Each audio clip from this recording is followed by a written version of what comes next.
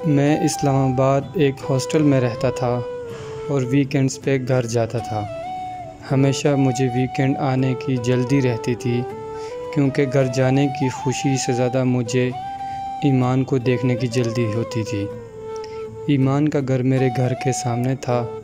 ایمان کی عمر قریباً 15 سال اور میری 17 سال عمر تھی۔ وہ پرائیویٹ اسکول میں پڑھتی تھی۔ وہ ایک نہایت خوبصورت اور پیاری لڑکی تھی۔ بچپن سے ساتھ کھیل کے بڑے ہوئے ہیں ہم دونوں۔ ایسے کہوں تو کچھ غلط نہ ہوگا کہ وہ میری بچپن کی محبت تھی۔ ہمارا ایک دوسرے کے گھر آنا جانا تھا، کوئی روک ٹوک نہیں تھی۔ جب دل کرتا میں اس کے گھر چلا جاتا یا وہ میرے گھر آ جاتی۔ اب تک تو یہ ایک یک طرفہ محبت تھی، کیونکہ میں نے ابھی تک اپنی پسند کا اظہار نہیں کیا تھا اور نہ ہی اس نے کبھی ایسا کچھ کہا۔ لیکن اس کا مجھے دیکھ کے خوش ہونا اور میرے ساتھ گھنٹوں اکیلے بیٹھنا اور میرے کاندھے پہ سر رکھ کے باتیں کرنا ثابت کرتا تھا کہ اس سے بھی مجھ سے محبت ہے، لیکن کبھی اظہار نہیں کیا۔ میں جب بھی اس کے گھر جاتا اور اسے معلوم پڑتا کہ میں گھر آیا ہوں تو وہ سارے کام چھوڑ کر دوڑی میرے پاس چلی آتی تھی، اور میرے آنے کا جیسے وہ میرے آنے کا اسے ہمیشہ انتظار رہتا ہو۔ اور میں بھی اس کی انہی اداؤں پر فدا ہوتا چلا گیا، یہاں تک کہ اس کے بغیر اب ایک لمحہ بھی نہیں گزرتا تھا۔ ہاسٹل میں بھی دل نہیں لگتا تھا۔ دعا کرتا تھا کہ کب ویکینڈ آئے اور میں گھر جاؤں اور اس کا چہرہ ایک بار دیکھ لوں اور اس سے چند گھڑی بات کر لوں تو دل کو سکون آ جائے۔ اس ٹائم پہ ہمارے پاس موبائل جیسی سہولت نہیں ہوا کرتی تھی کہ جب دل کیا میسج کر لیا، کال کر لی یا ویڈیو کال کر لی۔ ایسا کچھ نہیں تھا اس وقت۔ بس ایک ویکینڈ ہی تھا جب ہماری فیس ٹو فیس ملاقات ہوتی تھی، بات ہوتی تھی اور دل کو سکون ملتا تھا۔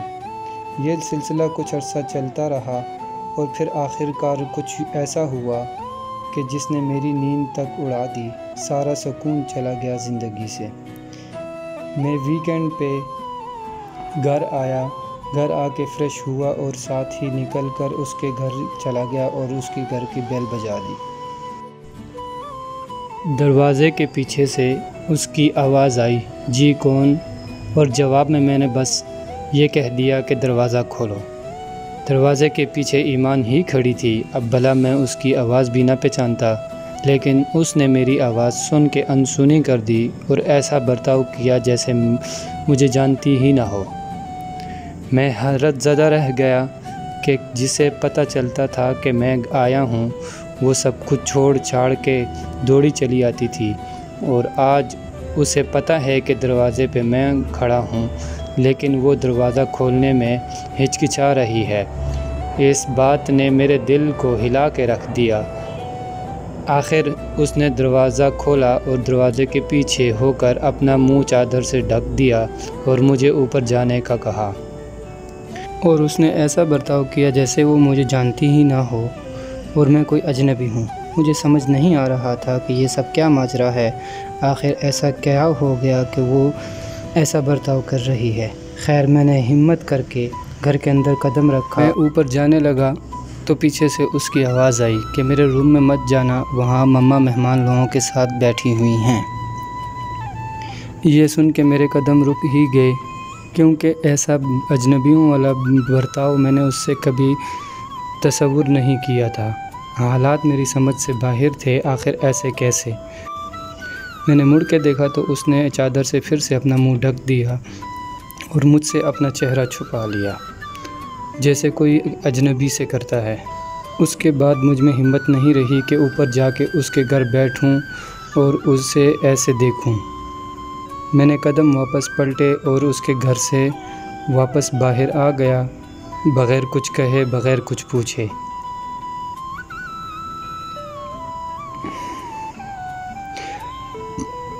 اور یہ ہماری آخری ملاقات تھی، آخری بات چیت تھی۔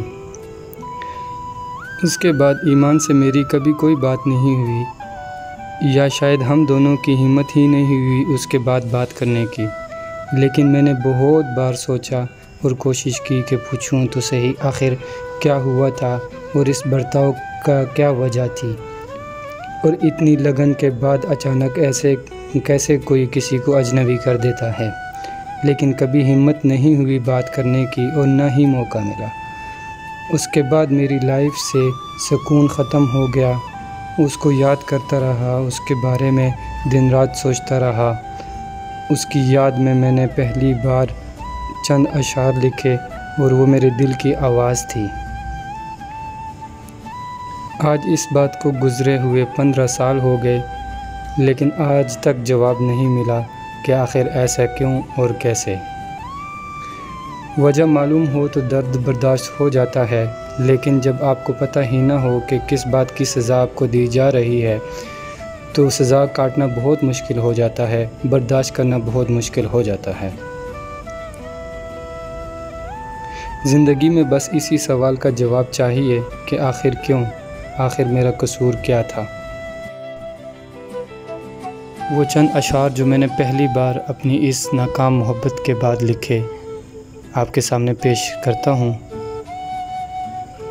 کچھ یوں عرض کیا ہے کہ یہ امید لے کے آیا تھا در پہ تیرے، یہ امید لے کے آیا تھا در پہ تیرے کہ ساتھ دے گا تو میرا، کچھ عرصہ بیت جانے کے بعد ساتھ چھوڑ دیا تم نے میرا، مرضی خدا کی یہی عجیب تھی کہ ایسا ہونا تھا پیار میرا، ایک بار آ جا میرے در پہ تو، ایک بار آ جا میرے در پہ تو، بتا مجھ کو قصور کیا تھا میرا، تیری جدائی کے بعد سوچتا ہوں کہ کیسا ہوگا یار میرا۔